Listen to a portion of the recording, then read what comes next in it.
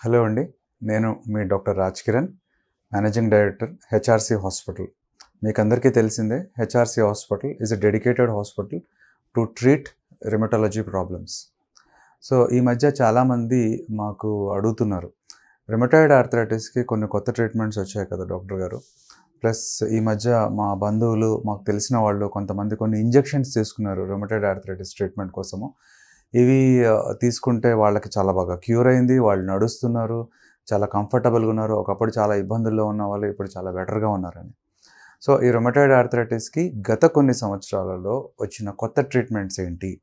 అసలు ఈ డిజీజ్ అనేది దీని క్లినికల్ ప్యాటర్న్ అనేది ఎలా ఉంటుంది? అంటే డిఫరెంట్ ఇండివిడ్యువల్స్‌లో ఎలాగా బిహేవ్ చేస్తుంది ఈ డిజీజ్?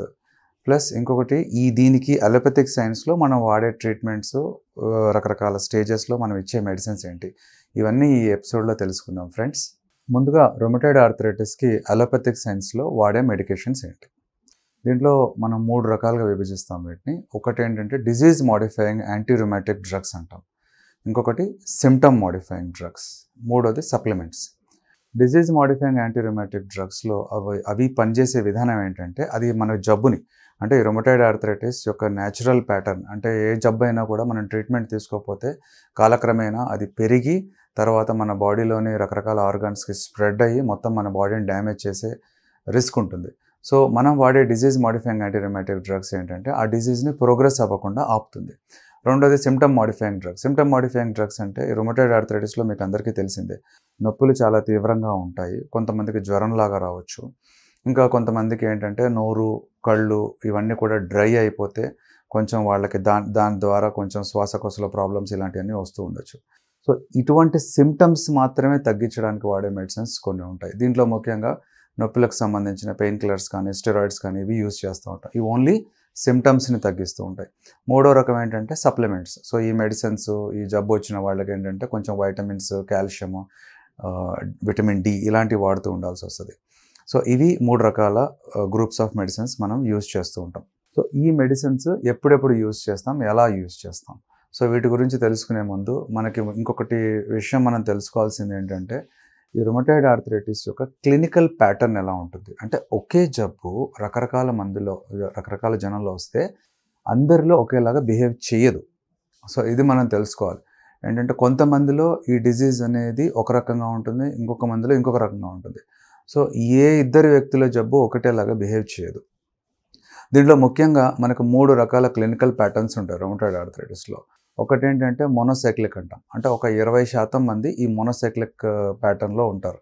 అంటే వీళ్ళకి ఏమవుతుందంటే ఫస్ట్గా మనం రొమటాయిడ్ ఆర్థరైటిస్ డయాగ్నోస్ చేస్తాం వాళ్ళకి సిమ్టమ్స్ని బట్టి కొన్ని టెస్ట్ల ద్వారా కన్ఫర్మ్ చేస్తాం దాన్ని. దాని తర్వాత మనం ట్రీట్మెంట్ స్టార్ట్ చేస్తాం. ట్రీట్మెంట్ స్టార్ట్ చేసిన తర్వాత ఒక 3 మంత్స్కి 6 మంత్స్కి వీళ్ళకి సిమ్టమ్స్ బాగా తగ్గిపోతాయి.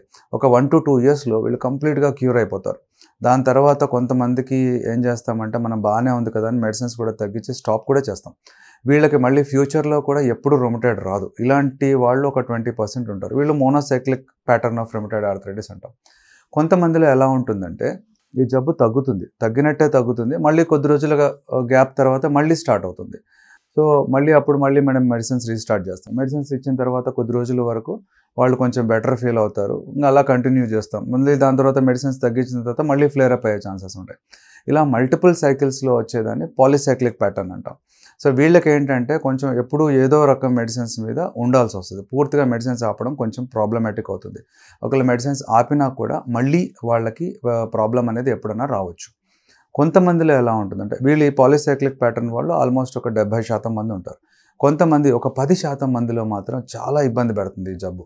సో వీళ్ళకి ఏమవుతుందంటే మనము మెడిసిన్స్ ఇచ్చినా కూడా సరిగ్గా కంట్రోల్ అవ్వదు.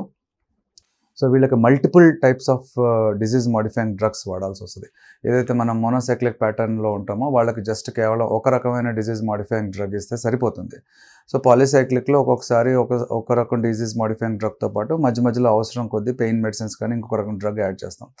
ప్రోగ్రెసివ్ డిజీజ్ అంటే వీళ్ళు ఒక 10% మంది ఉంటారు. ఒక 100% మంది రొమటాయిడ్ పేషెంట్స్లో ఒక 10% మెంబర్స్ మాత్రం ఇలా ప్రోగ్రెసివ్ ప్యాటర్న్లో ఉంటారు. సో వీళ్ళకి మాత్రము కొంచెం కాంబినేషన్ ఆఫ్ డ్రగ్స్ ఇవ్వాల్సి వస్తుంది డిజీజ్ని కంట్రోల్ చేయడానికి.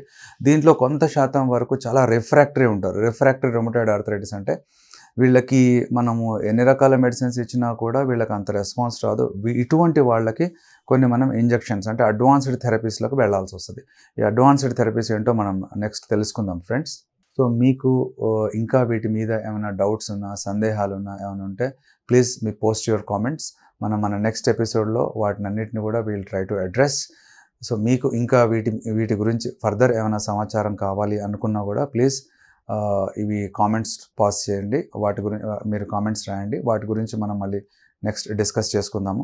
ప్లస్ ఈ వీడియో నచ్చినట్టయితే ప్లీజ్ లైక్ చేయండి అండ్ షేర్ చేయండి ఈ ఇన్ఫర్మేషన్ మిగతా వాళ్ళకి. ఎందుకంటే రొమటాయిడ్ ట్రీట్మెంట్ గురించి చాలామందికి చాలా అపోహలు ఉన్నాయి. సో మేము వీఆర్ కమిటెడ్ టు లైక్ మీ క్వశ్చన్స్ ఏమైతే ఉన్నాయో అన్నీ మనం సాల్వ్ చేయడం, క్వశ్చన్స్కి అన్నీ మనం ఆన్సర్స్ మ్యాక్సిమం ఇవ్వడానికి ట్రై చేస్తూ ఉంటాము. So stay tune to HRC channel. Thank you very much.